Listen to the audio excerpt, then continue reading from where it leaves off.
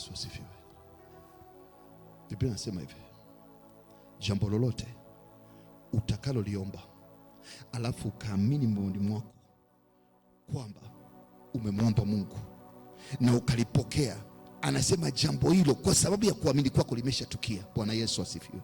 Narudia tena, jambo lolote ukaomba kwa ajili ya mume, ukaomba kwa ajili ya mke, ukaomba kwa ajili ya watoto, ukaomba kwa ajili ya kazi, ukaomba kwa ajili ya biashara, ukaomba kwa ajili ya mipenyo ya kiuchumi, ukaomba kwa ajili ya kujenga nyumba, ukaomba kwa ajili ya kupata gari, ukaomba kwa ajili ya kuhamia sehemu fulani, naomba nikwambie, ukiomba katika madhabahu kwa imani, amini moyoni mwako kwamba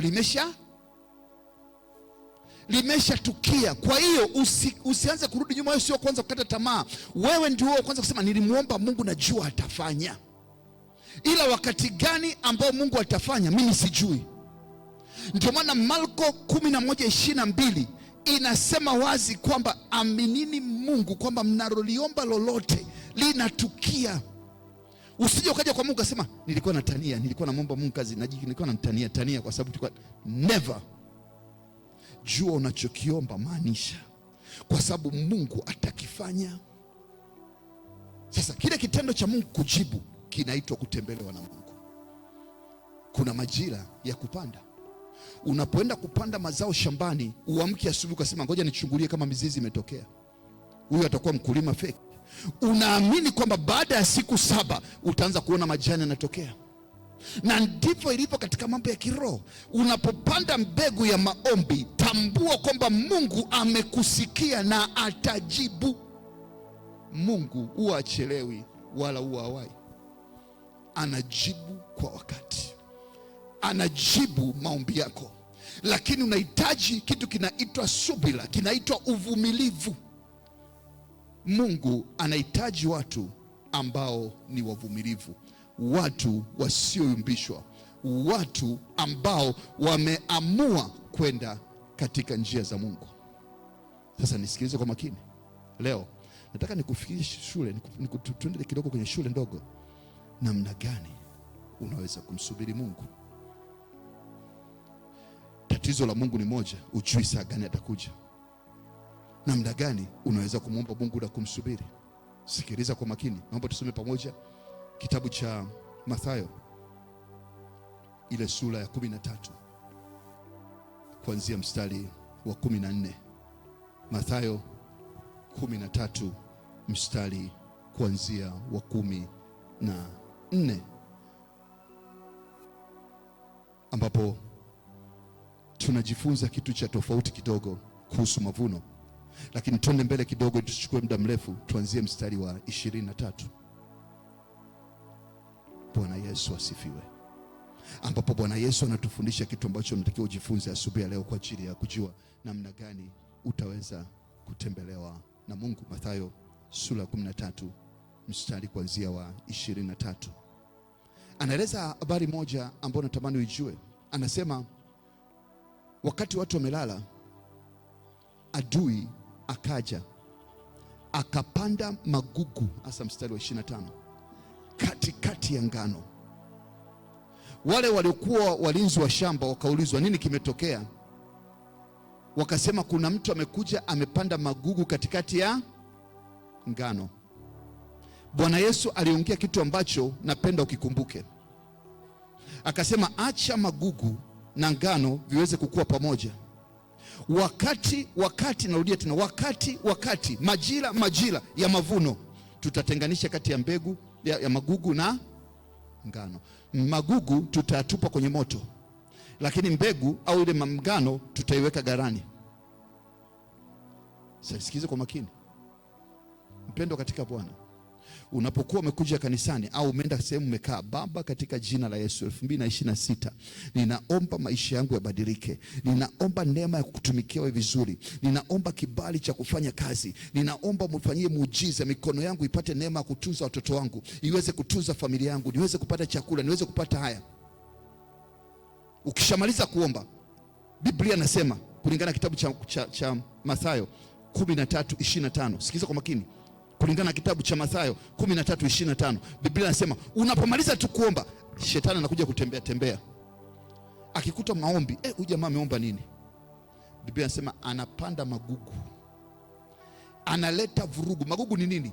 Unashangaa nguvu ya kwenda kanisani tena hamna. Magugu ni nini? Unashangaa unapiga magoti usiku unasinzia. Magugu ni nini? Unashangaa umeamka asubuhi unasema ngoja nikamshukuru. Umeamka vizuri na nguvu, ulivyopiga magoti tunashangaa ka usingizi kamekuja.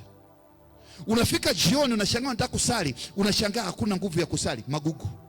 Magugu nini? Unashangaa Biblia hujai kusoma wiki yote hii. Toka tumefundisha Jumapili, umeweka pale imepata mpaka vumbi, asubuhi umekuja leo umeipukuta.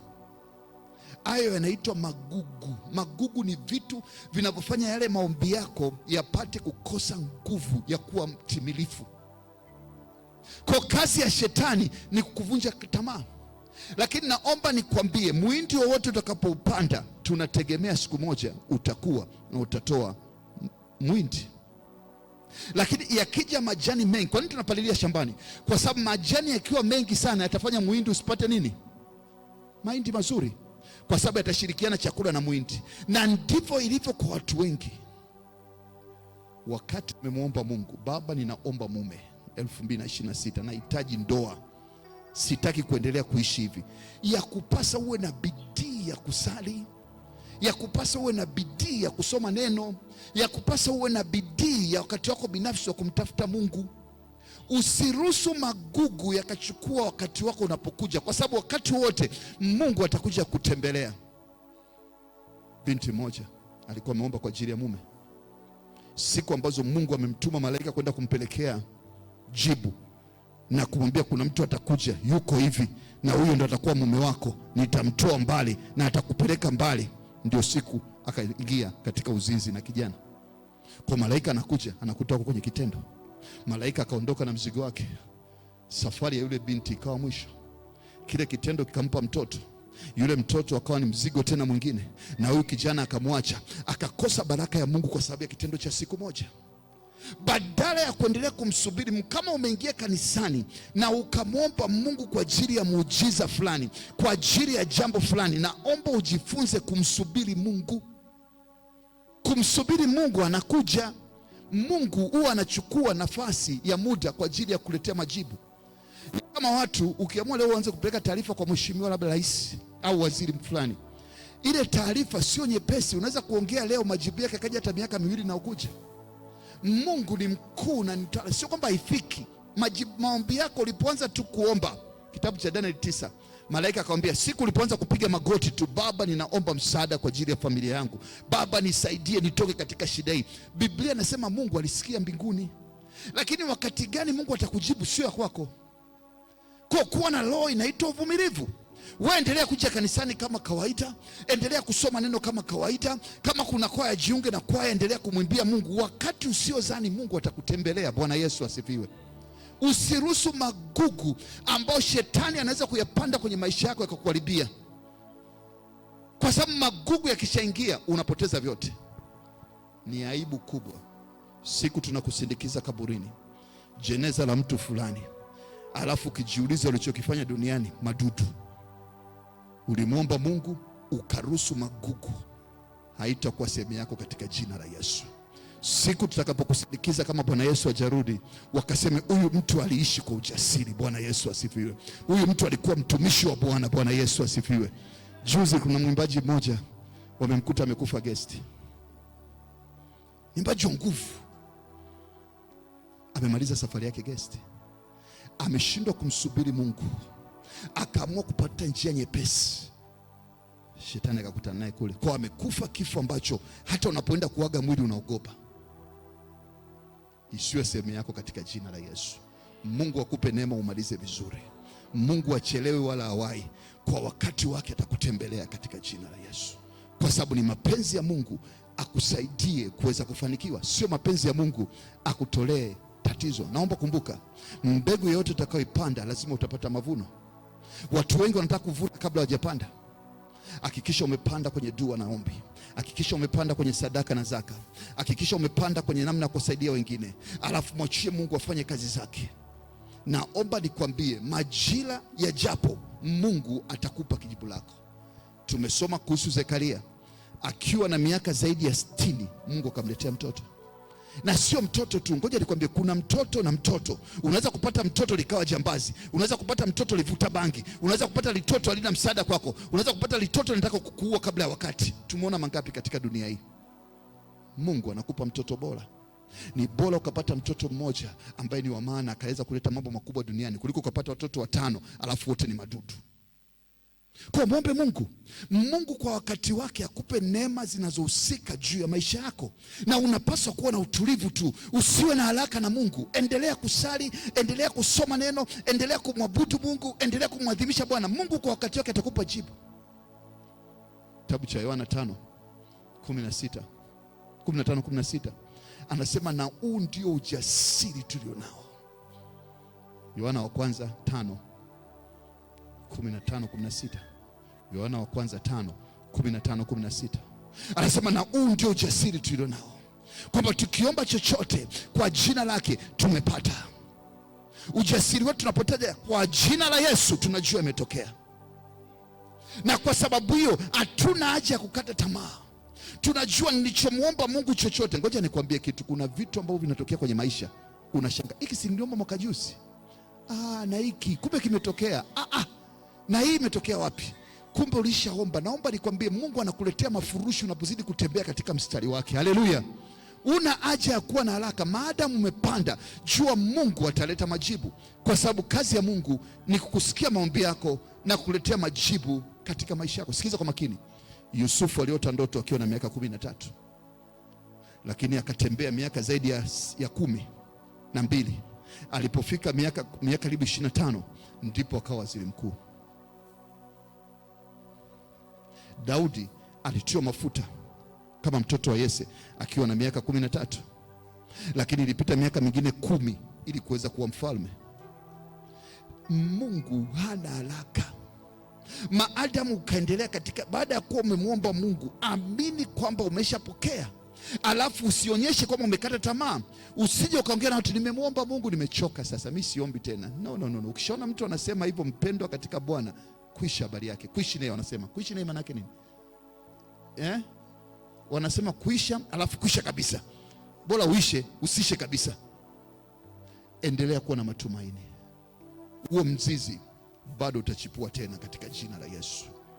Ile nguvu iliyoisha Mungu ataisimamisha tena, na neema ya Mungu itakutoa pale ulipo na kwenda katika maisha mapya. Watu wengi wanapanda alafu wanang'oa wenyewe. Ngoja nikwambie, nimekuja kanisani nahitaji hela. Baba, katika jina la Yesu, nimekuwa na maisha magumu, nisaidie nipate kibarua. Mungu, nimekuja leo Jumapili, nimekuja kwa ajili. Baba nisaidie, naomba nipate kibarua, nisaidie nipate mlango, nipate njia. Baba, katika jina la Yesu. Sema baba, kwa jina la Yesu, kwa jina. Upo na moto umewaka. Unatoka kanisani, unatoka tu nje, unakutana na mzee mmoja hapo babalani. Kijana, njoo pale nyumbani kwangu, naomba nisaidie kubeba kidogo kama mzigo hivi, nimeshindwa kubeba. Huyu mzee ana adabu kweli. Bwana Yesu asifiwe. Alafu unakuta ananuka pombe. Mimi siwezi, mimi haiwezekani, siwezi kufanya kitu kama hicho. Kumbe Mungu alitaka ukienda kule nyumbani ukutane na mtu mwingine. Huyo mtu mwingine akuunganishe kwenye kazi ulikuwa umeomba kanisani. Bwana Yesu asifiwe. Kumbe ulikuwa umemwomba Mungu, unakutana na jitu lilevi limeishiwa kabisa. Au ghafla unakutana na mtu ambaye ni mgonjwa. Sio kwa sababu utakuwa na magari, wakati mwingine unashangaa unampa lift, unapomalizia lift unashangaa ndio unakutana na muujiza wako. Mungu ana njia nyingi. Kwa endelea kutenda wema ukimsubiri Mungu. Watu wengi wamepanda mbegu, wamemwomba Mungu, Baba nahitaji mume, Baba nahitaji kazi, Baba nahitaji uniponye ugonjwa huu katika jina la Yesu. Lakini wamechukua tena nyuma, wakitoka kwenye maombi wanapiga ngwala maombi yao wenyewe. Unaenda kuchimbua, yaani umepanda mbegu. Nimekwambia maombi ni mbegu.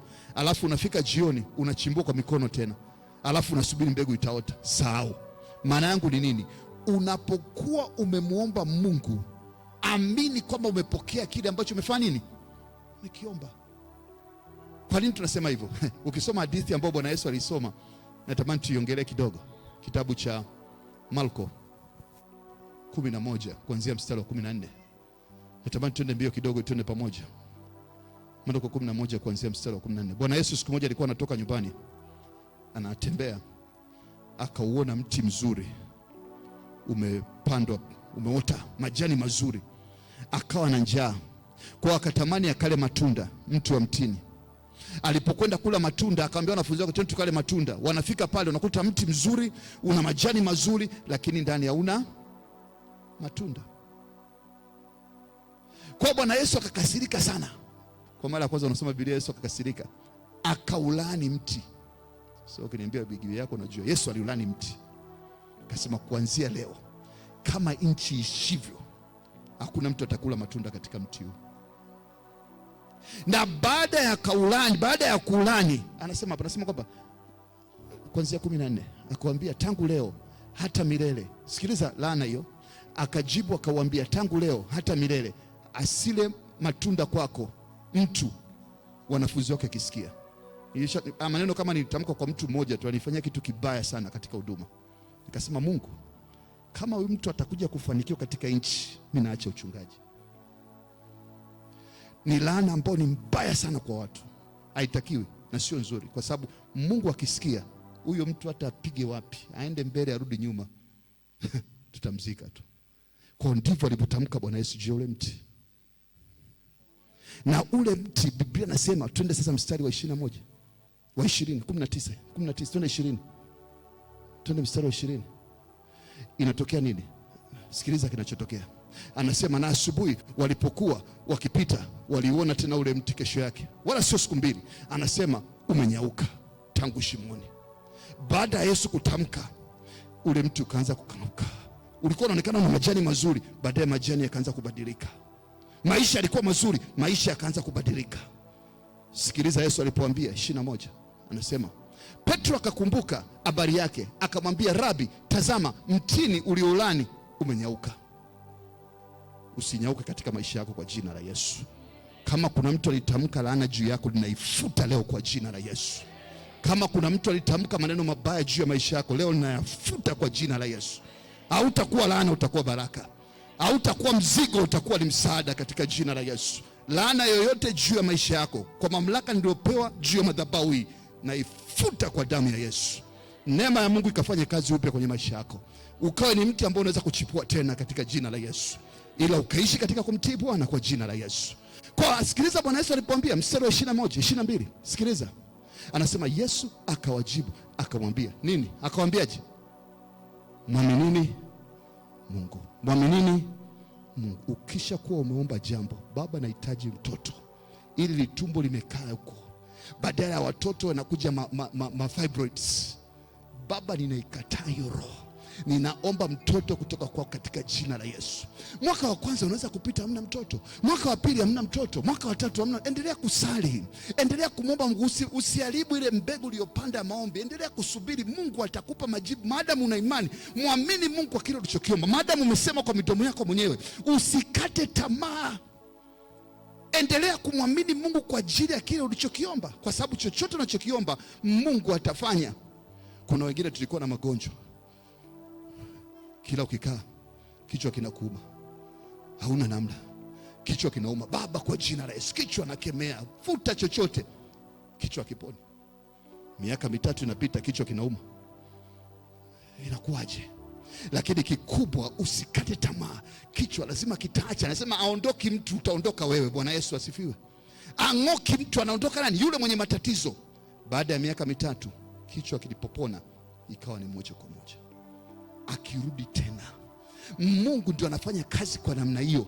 Kwa usikate tamaa kama unataka majibu ya haraka. Baba nahitaji utajiri, nahitaji kuondoka na umaskini. Naomba nikwambie, Mungu anaweza kuchukua miaka hata 10, lakini cha msingi ndani mwako usikate tamaa. Kitabu cha Warumi kinamwongelea kuhusu Abraham. Anasema Abraham akutikisika kwa imani, akijua kwamba aliyemwamini ana nguvu, akuyumbishwa na upepo wa maisha. Aliamua kusimama na Mungu, akimwangalia kama Mungu ambaye anaweza kumsaidia katika jambo lake. Na wewe pia pokea neema ya imani kwa jina la Yesu. Maombi yoyote uliyofanya, Mungu akapata kufanya njia kwa ajili yako katika jina la Yesu. Tunapoingia katika msimu mpya wa mwezi wa 4, neema ya Mungu itakutembelea, ukawe tayari kwa jina la Yesu. Jitahidi uwepo kanisani, jitahidi usome neno la Mungu, jitahidi uishi maisha matakatifu. Mungu asije kukuta siku anakuja kuletea majibu yale matatizo yako, anakuta unafanya uzinzi. Anakuja kuletea majibu, anakuta unatukana na mtu. Jitahidi, maadamu mmemwomba Mungu, basi ishi kwa utakatifu kadri Mungu alivyokuita, na Mungu atakupa majibu katika jina la Yesu. Yeye achelewi wala hawai, kwa wakati wake anatoa majibu. Sema, sitang'oa baraka yangu kwa jina la Yesu. Sema, mikono yangu haitatumika kwa ajili ya kung'oa maombi niliyoweka, na kataro ya kulalamika. Ngoja nikwambie, ukimlalamikia mwanadamu, na Ijumaa nilisema mwanadamu hakusaidii.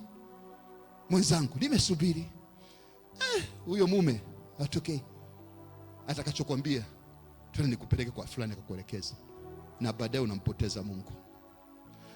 Jitahidi kumtegemea Mungu, kwa sababu aliyekuahidi, ulipokuwa unamwomba Mungu akuwepo huyo rafiki yako, akuwepo huyo shoga yako. Jifunze kukana jambo, alafu ukiendelea kuwa na imani kwamba Mungu ataleta mazao wakati ambayo ukuweza kutegemea, katika jina la Yesu. Bwana Yesu asifiwe. Mpendwa katika Bwana, kadri nchi ishivyo, kitabu cha Mwanzo 8:22, kadri nchi ishivyo, majira ya kupanda na kuvuna, apandaye lazima atavuna, aombaye lazima atapokea, atafutaye lazima atapata, abishaye lazima atafunguliwa. Ndio Biblia imekaa hivyo. Majira ya kupanda, Baba, kwa jina la Yesu. Sasa sikiliza kwa makini. Unapoona kwamba umemwomba Mungu na majibu hayaji, unabadilisha gia, ingia katika maombi ya kufunga pia. Ndio maana kama kanisa Ijumaa tunafunga. Huo ndio utaratibu wetu. Sasa kuna Mkristo toka tumeanza kuambia kufunga Ijumaa, ana ugonjwa wa kisukari, kisabuni, ana kisaulo, yeye hawezi kufunga. Sasa amekuwa anajitetea kutumia ugonjwa, na bahati mbaya, kwa sababu anajitetea kwa ugonjwa, sijui wa vidonda, sijui vya nini, naomba nikwambie ugonjwa wa uponi. Fika hatua kukataa, mimi siwezi kuwa mgonjwa, huu ugonjwa wa tumbo utaondoka wenyewe, mimi siponi, napona katika jina la Yesu. Halafu uweze kufunga. Usitafute sababu, haufungi kwa ajili ya mtu yote. Ngoja nikwambie, hivi mimi nikujua umefunga au hujafunga na ndakupa hela? Mimi ni mwanadamu, lakini yeye anaye sirini atakujalia neema katika jina la Yesu. Kwa jitahidi, yale maombi yako unapofika siku ya Ijumaa, jiandae mapema asubuhi. Usiseme naangalia saa, ikifika saa 10 ndo nikafungue. Na maombi yetu sio marefu sana, unaweza kunywa maji, tumeruhusu. Kwa jitahidi, Ijumaa asubuhi anza kuyapanga. Unakuwa na kazi nyingi ndio, lakini katika kazi yako angalau robo saa, basi Baba, katika jina la Yesu, tafuta muda wa kuomba ili Mungu apate majibu kwa ajili ya mambo yako. Ngoja nikwambie, Biblia imesema wana wa Israeli, kumbuka tuliposoma katika kitabu cha Kutoka, anasema nimesikia nini? Kilio chao. Nimeyaona nini? Machozi yao. Nahitaji mume. Alafu akistaarabu, Baba nisaidie mume. Naomba nikwambie, kama hujawahi kulia machozi kwa ajili ya mume, forget about it. Sahau tu. Kama hujawahi kulia machozi kwa ajili ya kuponya ugonjwa wako, forget about it. Kwa maana Mungu yasikia machozi ya watakatifu. Lazima uwe na mzigo kwa ajili ya jambo fulani. Katika maisha ambayo naishi kama mwanadamu tu, nikikutana na mtu akiniambia jambo, huwa napenda kumpush off, napenda kumtoa. Ndio tabia ambayo ninayo. Na kuvunja moyo. Alafu uking'ania na kuelewa kumbe kweli unahitaji. Lakini ukiondoka, nasema achana naye, ajielewi. Lazima uwe king'anizi kwa ajili ya jambo unalotaka. Kama kweli ni mzigo kwako, kuwa king'anizi. Usiwe mtu ambaye ukishambiwa kitu basi na mimi unazila. Huo ni ujinga na utoto. Amua kufika hatua kwamba jambo limelingania kwa ajili ya Mungu. Mwaka 2026 lazima nione ndoa yangu. Sikubali usiku na mchana, Baba, katika jina la Yesu. Baba, machozi yanakutoka. Ijumaa imefika, unamlilia Mungu kwa ajili ya jambo lako. Naomba nikwambie, hiyo miezi 5-6 itapita. Atatokea mtu kwa ajili yako. Lakini ukifanya masiara, ukafanya kishikaji, kipolepole, kwa namna kawaida, forget about it. Sahau hicho kitu. Hakuna mtu katika ulimwengu amekufanikiwa kwa kuwa mtu wa kawaida. Ili kuweza kutoka, hata katika maandiko haya, watu wote uliowaona, hata Bikira Mariamu, kwa taarifa yako, watu hawamjui. Baba yake Mariamu alikuwa anaitwa nani? Hatuna wa Katoliki huko. Alikuwa anaitwa nani? Katafute. Walikaa miaka mingi na mama yake, hawakupata mtoto. Na Bikira Mariamu alipozaliwa, alienda kukaa hekaluni. Hawajasema kwamba alichukuliwa kakaa hekaluni, lakini naomba nikwambie, alikuwa anatumika hekaluni. Alikuwa dada wa maombi. Sio kwamba alitokea tu kabinti kanatembea kanaruka huko kamejirusha, alafu Mungu anamleta kuwa mwana wa Mungu. Forget about it. Kuna gharama. Kama unaangalia sinema, kaangalia sinema Mariamu, utajua historia yake ndefu. Ni kitu kikubwa. Hakuna jambo ambalo linaweza kufanyika kubwa katika maisha haya bila kujitoa. Kwa kama una jambo, kuanzia leo, hiyo mbegu yako kaipandie, katikatilie mbolea. Maombi ndio mbolea. Kulia mbele za Bwana ndio mbolea. Machozi yako Mungu hatayaacha aende hivi. Daudi anasema usiku na mchana nalia mpaka godoro langu limelowana lote. Zamani wakati tunaanza mambo ya wokovu walikuwa wanasema dini ya kulia.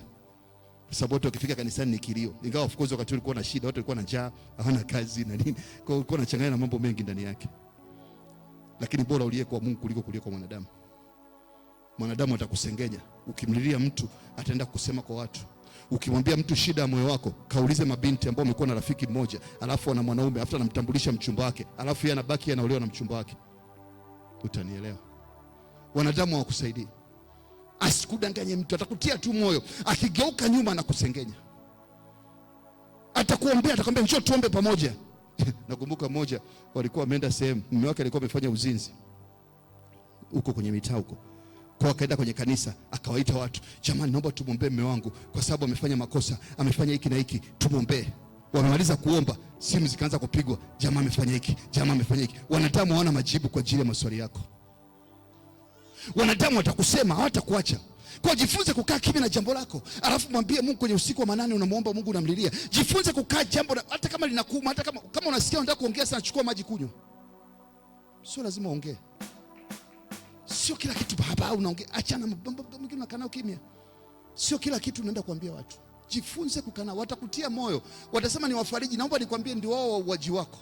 Nenda kaulize wanawake wa siku hizi. Unakuta mama ni mchawi, alafu anamloga mtoto wake asipate mtoto. Alafu unajiuliza inakuwaje mama anaweza kumloga mtoto wake? Nenda kaulize. Dunia ya ovyo.